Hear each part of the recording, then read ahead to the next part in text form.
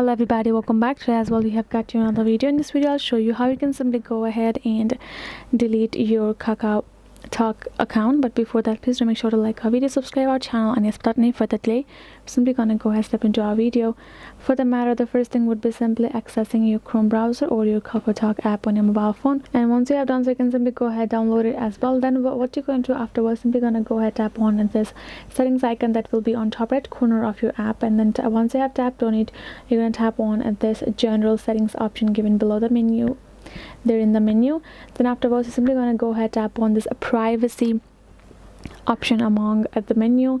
Then you will see this option called unregistered from Kakao Talk at the menu. They're in the bottom. Simply going to go ahead tap on it, and then that way you simply be able to delete your account. And the fact is, like, there is no way for you to recover your Kakao Talk account, so please think twice and simply delete it that way. And that is it, guys. Hope this video was helpful to you all. Thank you so much for watching this. I will be seeing you guys in our next video.